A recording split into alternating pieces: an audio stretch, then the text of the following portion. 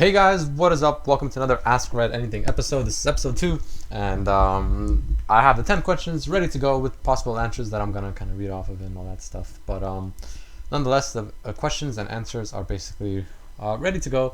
And before we begin, I just want to say don't forget to post your question if you have one in the comments below in this video, and I will pick 10 more for maybe next week's or the week after's episode, and I'll do 10 more questions for you guys. And yeah, so let's begin with question number 1. So you can only play one champion for the rest of your time playing League.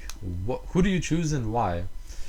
So my answer is it's hard to choose one, I think, but it would be definitely between Akali, Lee Sin, and Talon, because for me, like, they're all assassin type champions, and they're all really fun to play. Really look stylish when you and flashy when you get kills and do escapes and all that kind of stuff. And I just think they're really fun champions overall, just because they have so many different ways you can kill people, and I just personally love assassins. So it would definitely be one of those three. It's really hard for me to decide which one. I guess I would say Akali probably, but again, it's really hard for me to decide. It's really, really close between those three. So that's what I would choose for that.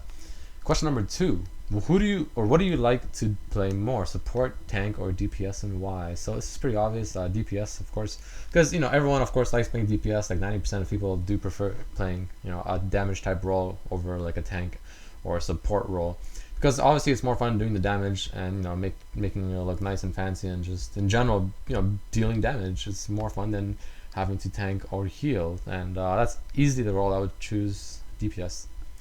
Number 3. What's the reason you started gaming, and basically what is the reason you started gaming? I started gaming when I was like, I don't know, 4, I think, on the Sega. I think it was a Sega, back when I was still in Russia, because I left Russia when I was like almost 5. So I started playing with my uncle, I think, and it was a really long time ago, so I don't really remember it too well, but yeah, pretty sure it was a Sega Genesis or something like that. And so I've been playing obviously many games throughout my life ever since then. And I've always loved gaming. A passion for it, like a lot of other people, I'm sure. Everyone loves gaming. It's a good thing. It's a good time killer. It's good to just fun to do. I mean, it's just insane how much gaming has evolved, from being just like something that people do to waste time to now actually being somewhat of a profession, if you can even call it that, because it's just so much bigger now. There's tournaments, there's championships, it's considered a sport, and it's evolving a lot, and it's really cool, and I like it. Number 4. So this is which champion do you feel has the highest skill cap to play and dominate all around? The champion I'd probably choose for that is Cassiopeia, probably, because she's not the easiest champion to play properly. And what I mean by that is using her Q and E properly is really difficult, and even in lane, because if you do it properly, like, the E skill does have that reduced cooldown if you use it on someone that's poisoned from your skills. And since it doesn't have that, it reduces the cooldown to about half of what the Q is approximately, or maybe 2/3 or something. Meaning that you have to really like keep track of both skills and use them properly, like at slightly different times constantly, and it's really hard, while also moving your character up and whatnot, and just being aware of everything else that's going around. And it requires a lot more concentration and just coordination, I guess you can say, to do it properly. Also, because Cassiopeia, she's pretty easy in lane. She's considered to be like one of the strongest laners, but outside of laning, she's found to be somewhat difficult to play, because it's hard to find a perfect position and role for her to outside of laning in team fights. And that's one of the reasons I think Cassiopeia is probably one of the most difficult champions to master and just dominate with, because mainly just because she's hard to play outside of the lane phase. It's team fights. You really have to know what you're doing to properly and basically be effective in team fights. Question number 5. Is it bad to play with the Z button active? I don't know what it's called, the follow camera thing. Personally, I think yes, it is bad. I was actually pretty shocked to hear that, or to read about it on the forums when people mentioned that they actually play with that camera follow thing on like their champion the whole game.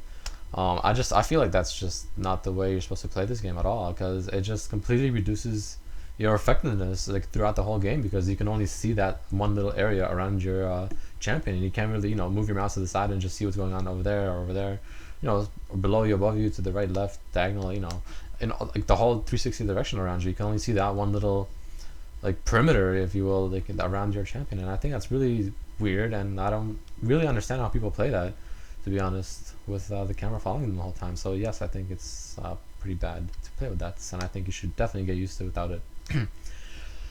Number 6, why did you choose the name Redmercy? So this one is actually kind of a funny story and also at the same time a little bit of a sad story. Not sad as in emotionally sad, sad as in kind of pathetic.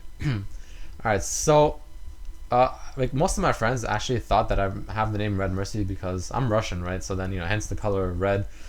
But it actually has nothing to do with that because, or when I first made the name. It was back when I was, I think, in about grade 7 or so.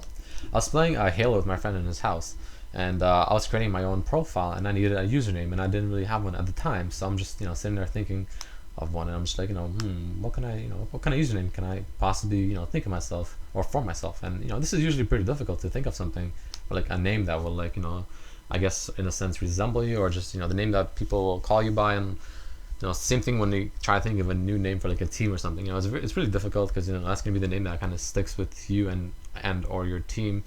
And so the reason I thought of Redmercy is because it's a little sad, but whatever. Okay, so you know how red obviously is the color of blood, and which is usually what you make people, of course, bleed. When you're like owning them, and mercy because I don't show it. Yeah. So basically what it means is even when I'm owning you, I ain't showing mercy. Yeah, I know, it's very sad. I thought of it when I was in grade 7, leave me alone. I just stuck with the name since from then on out because I just think I like how it sounds. It looks cool. I'm just used to it. And I try to sometimes forget the meaning behind it because it's just so pathetic. Question number 7. Do you watch live streams or is it all you? So I do actually enjoy watching live streams. There's about 3 that I usually tend to watch.